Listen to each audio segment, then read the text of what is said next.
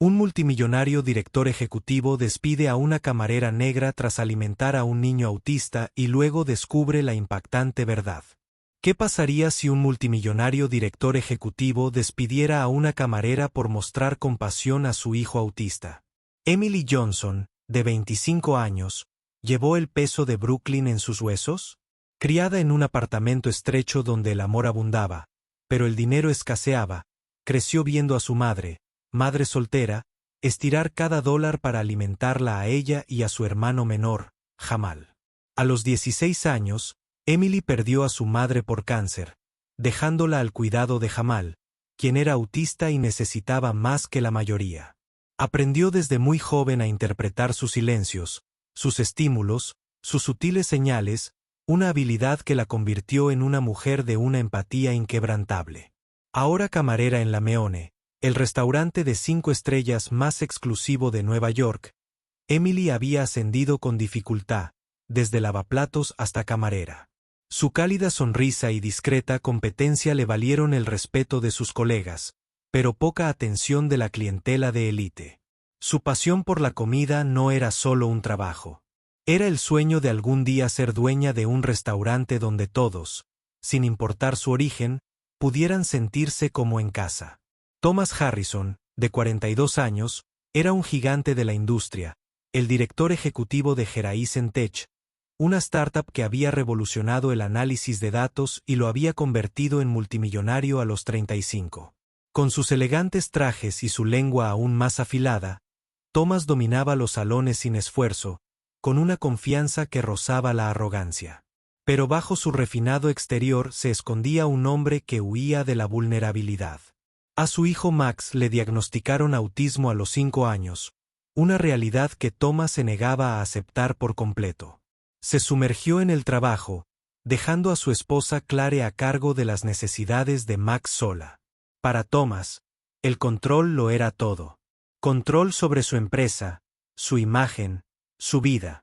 Cualquier cosa que amenazara ese control, incluso un pequeño acto de bondad, se sentía como un ataque.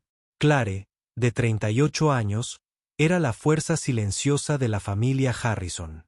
Exdiseñadora gráfica, había abandonado su carrera para cuidar de Max, cuyas sensibilidades sensoriales y dificultades de comunicación exigían toda su atención. Agotada pero profundamente dedicada, Clare amaba a su hijo con una profundidad que a veces la hacía sentir invisible. Su matrimonio con Thomas era tenso. Su ausencia emocional, un dolor constante. Sin embargo, se aferró a la esperanza de que él pudiera cambiar, de que pudiera ver a Max no como un problema que había que controlar, sino como un niño que necesitaba a su padre. Max, de 8 años, era un manojo de contradicciones, brillante pero abrumado, curioso, pero fácilmente sobreestimulado. Su autismo convertía lugares abarrotados como la Maison en un campo minado sensorial. A menudo le faltaban las palabras, pero sus ojos lo decían todo, moviéndose nerviosamente, buscando seguridad. A Max le encantaban las cosas sencillas, la textura del puré de papas, la previsibilidad de la rutina. La tensión de sus padres lo agobiaba, aunque no podía expresarla con palabras. En Emily, encontraba un raro momento de comprensión. La Maison era una catedral de la alta cocina, con las paredes adornadas con arte abstracto y las mesas cubiertas de cristal y plata. Ubicado en el Upper East Side de Manhattan, era un lugar de recreo para los ricos, donde una sola comida podía costar más que el alquiler semanal de Emily. El personal funcionaba como una máquina bien engrasada. Cada gesto coreografiado para mantener la ilusión de lujo sin esfuerzo. Pero bajo la superficie, la tensión bullía entre los camareros y la gerencia, entre la riqueza y el trabajo, entre la apariencia y la realidad. Era una fría tarde de noviembre y la zona de los bajos fondos bullía con su habitual multitud de financieros, famosos y ricos. Emily se movía por el comedor, con la bandeja en equilibrio con soltura, y una sonrisa firme a pesar del dolor de pies. Llevaba 8 horas de turno, su tercer turno doble esa semana, pero nunca lo dejaba notar. Su sección incluía la mesa 12, donde acababan de sentarse los Harrison. Max estaba encorvado en su silla, agitando rítmicamente sus pequeñas manos contra el mantel. Clare, con el rostro tenso por la preocupación, intentó convencerlo de que mirara el menú, pero los ojos de Max estaban fijos en la vela parpadeante, y su incomodidad era palpable. Thomas, absorto en una llamada sobre una fusión, apenas miró a su hijo. Clare, ocúpate, murmuró, haciendo un gesto de desdén con la mano. Emily se acercó, con el instinto despertando. Ya había visto esa mirada antes. Jamás la tenía cuando el mundo se sentía demasiado ruidoso, demasiado brillante. Arrodillándose ligeramente a la altura de Max, le habló en voz baja. Oye, amigo, ¿te gustan las patatas? Puedo prepararte puré de patatas. Suave y con un poco de pollo a la parrilla aparte. ¿Te suena bien? Max aminoró el paso. Sus ojos se encontraron con los de ella por un instante. Asintió casi imperceptiblemente. Los hombros de Clare se relajaron. Una sonrisa de agradecimiento se abrió paso a través de su cansancio. Gracias, susurró.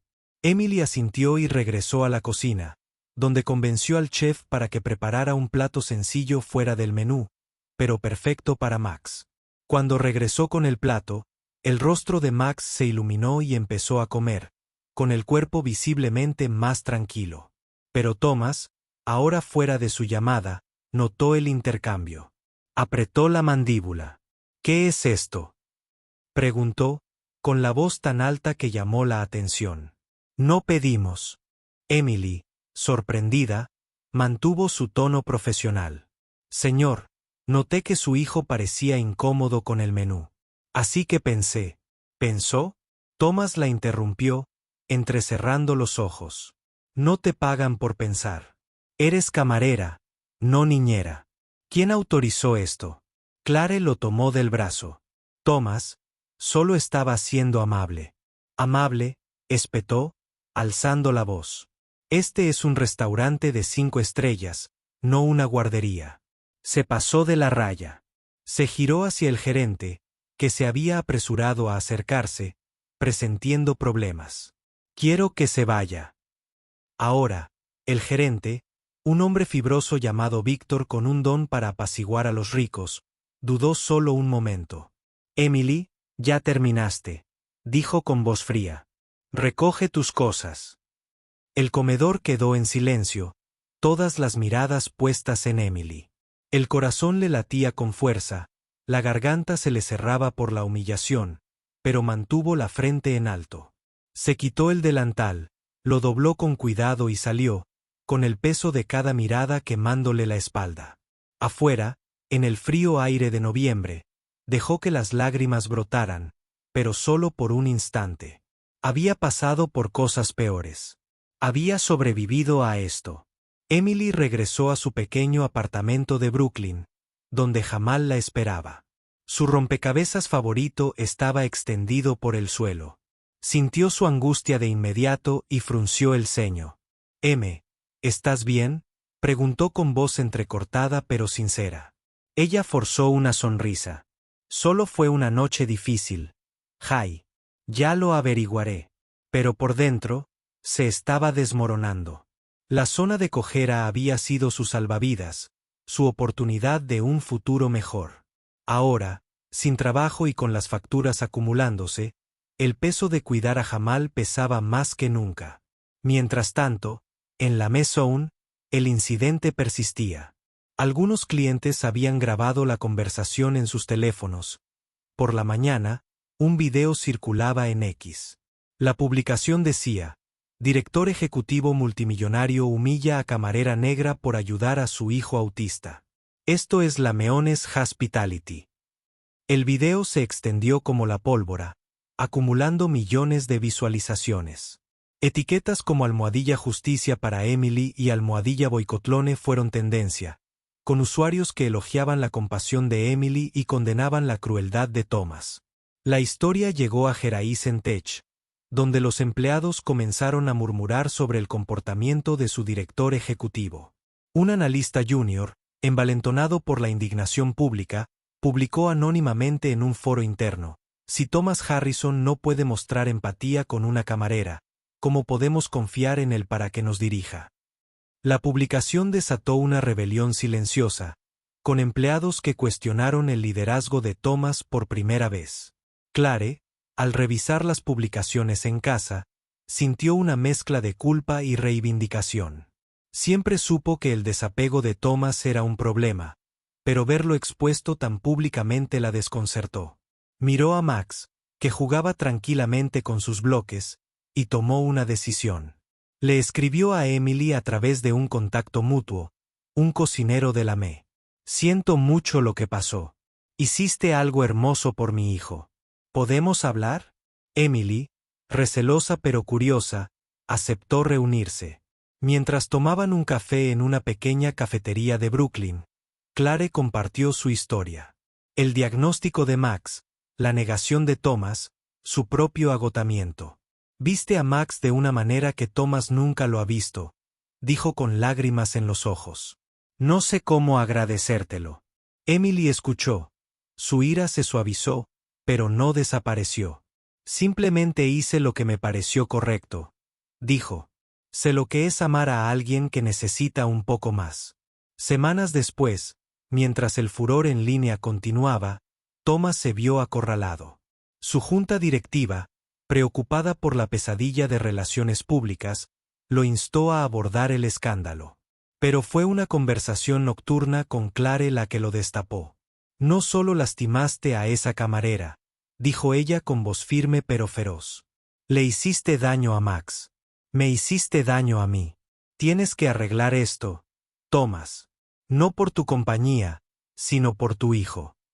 Thomas, conmocionado, volvió a ver el video viral. Por primera vez, vio el alivio de Max cuando Emily trajo la comida. La forma en que la tensión de su hijo se disipó, vio la amabilidad de Emily, su fuerza serena, y se vio enojado, controlador, ciego. La comprensión lo golpeó como un maremoto. Le había fallado a Max, no por su autismo, sino por su propia negativa a conectar. Contactó a Emily a través de un contacto mutuo, pidiéndole una reunión. Escéptica, Emily aceptó, pero solo en sus términos, en un centro comunitario en Brooklyn, donde era voluntaria. Allí, rodeado de niños como Jamal, Thomas se disculpó. Me equivoqué, dijo con voz ronca. Vi tu amabilidad como una amenaza, pero fue un regalo. He sido un padre terrible para Max y te lastimé por eso. Quiero arreglar esto. Emily lo observó, buscando sinceridad. Las palabras son fáciles, señor Harrison. ¿Qué va a hacer realmente? Thomas propuso una asociación, una organización benéfica llamada Más Stable, dedicada a capacitar al personal de restaurantes para atender a niños con necesidades especiales. Le ofreció a Emily un puesto de liderazgo con total control creativo y un presupuesto generoso. No quiero comprar tu perdón, dijo. Quiero aprender de ti. Emily dudó. No confiaba plenamente en Thomas, pero vio una oportunidad no solo para ella, sino también para niños como Jamal y Max. Aceptó considerarla. La organización benéfica se lanzó con una gala en la Maison. Una elección simbólica. Emily, ahora directora de la mesa de Max, se paró en el podio, con voz firme mientras compartía su visión. Restaurantes como espacios seguros para cada niño, cada familia. La sala, llena de donantes, activistas y familias, estalló en aplausos. Max, sentado con Clare, también aplaudió, con una sonrisa más brillante que nunca. Pero la noche tenía un giro final. Clare subió al escenario, con las manos temblorosas, pero firme en su determinación. He estado en contacto con Emily durante meses, reveló, con la mirada fija en Thomas. Le pedí ayuda con Max porque sabía que ella lo entendía de una manera que nosotros no. Te lo oculté, Thomas, porque temía que lo cerraras. Pero la amabilidad de Emily no solo cambió la noche de Max, sino también a nuestra familia. La sala quedó en silencio, todas las miradas fijas en Thomas. Se puso de pie, con el rostro entre conmocionado y avergonzado. Por un momento, No dijo nada. Luego, lentamente, caminó hacia el escenario, tomó la mano de Clare y se enfrentó al público. He pasado años construyendo una empresa, pero olvidé cómo construir una familia, dijo. Emily me mostró lo que me faltaba. Clare me mostró lo que realmente significa el amor. Ahora tengo una opción, y elijo a mi hijo. El público se puso de pie, con un aplauso atronador. Emily, de pie fuera del escenario, sintió que las lágrimas le picaban en los ojos. No por Thomas, sino por Max, por Jamal, por cada niño que merecía ser visto. Un año después, Emily estaba frente a su propio restaurante, en Patty Stable, en el corazón de Brooklyn. El letrero brillaba con calidez, su eslogan era sencillo, un lugar para todos. Dentro, las familias cenaban en un espacio diseñado para la inclusión, con iluminación sensorial, rincones tranquilos y personal capacitado junto a la mesa de Max. Jamal, ahora de 18 años, trabajaba como anfitrión, y su confianza crecía con cada turno. Thomas y Clare se convirtieron en clientes habituales. Max siempre pedía su puré de papas favorito. Thomas se había alejado de Jeraisen Tech, delegando más tiempo para pasar con Max, aprendiendo el mundo de su hijo poco a poco. Clare, revitalizada, había comenzado a diseñar de nuevo, y su arte adornaba las paredes del restaurante. El escándalo viral había pasado, pero su impacto perduraba. La historia de Emily desencadenó un movimiento en restaurantes de todo el país que adoptaron el entrenamiento de mesa de Max. Las redes sociales seguían rebosantes de la mesa de almohadilla empatía, con clientes compartiendo historias de experiencias gastronómicas que los hacían sentir como en casa. Mientras Emily veía a una niña con autismo reírse nerviosamente ante un plato de panqueques, sintió la presencia de su madre, su fuerza. Convirtió el dolor en propósito, la pérdida en amor. Y en ese momento, ella supo que la amabilidad no era solo un gesto.